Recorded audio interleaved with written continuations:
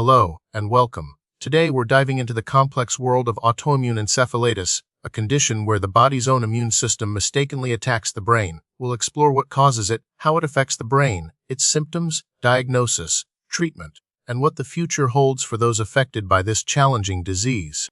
The exact cause of autoimmune encephalitis isn't always clear, but it boils down to a misdirected immune response. In most cases, the immune system mistakenly identifies brain proteins as foreign invaders, similar to bacteria or viruses. This misidentification can be triggered by various factors, including infections like herpes simplex virus encephalitis or the presence of certain tumors, particularly teratomas containing brain tissue.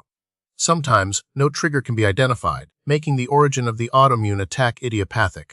Now, let's delve into what happens within the brain during autoimmune encephalitis. When the immune system targets brain proteins, it leads to inflammation. This inflammation disrupts normal brain function, particularly at the synapses, which are the connections between nerve cells. Antibodies bind to specific proteins, such as MDA receptors, AMPA receptors, or LGI1, depending on the type of encephalitis.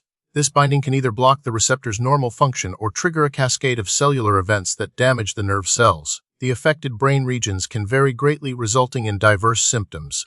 Understanding how common autoimmune encephalitis can be tricky, as it is likely underdiagnosed.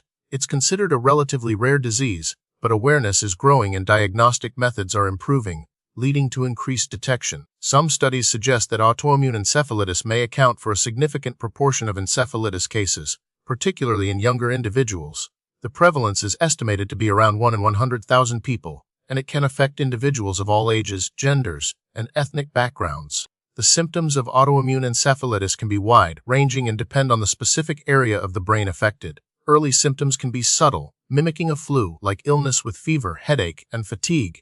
As the disease progresses, more prominent neurological and psychiatric symptoms emerge.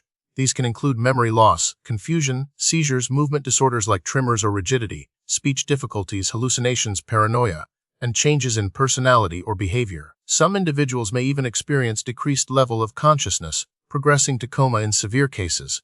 The variability of symptoms makes diagnosis challenging. Diagnosing autoimmune encephalitis requires a careful evaluation and a combination of tests. A thorough medical history and neurological examination are crucial. Brain imaging such as MRI may reveal inflammation or other abnormalities.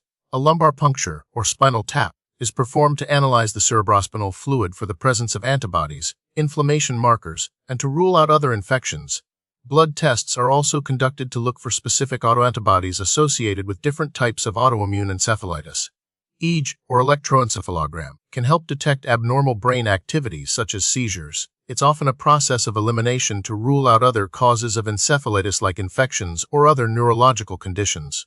Autoimmune encephalitis isn't a single disease, but rather a group of conditions with different underlying antibody targets. Some of the most well-known types include anti-MMDA receptor encephalitis, which is often associated with psychiatric symptoms and seizures, anti-LGI1 encephalitis, often presenting with fascibrachial dystonic seizures and memory impairment, and anti-AMPA receptor encephalitis, characterized by cognitive decline and psychiatric symptoms. Other types target proteins like CSPR2, GBB receptors, and MGLUR. Identifying the specific antibody is crucial for tailoring treatment. The cornerstone of treatment for autoimmune encephalitis involves suppressing the immune system. First-line treatments typically include high-dose corticosteroids, intravenous immunoglobulin V, and plasma exchange EPX. These therapies aim to reduce inflammation and remove harmful antibodies from the bloodstream. If these initial treatments are not effective, second-line immunosuppressants, such as rituximab or cyclophosphamide, may be used. Managing symptoms like seizures or movement disorders is also important, often requiring anticonvulsants or other medications.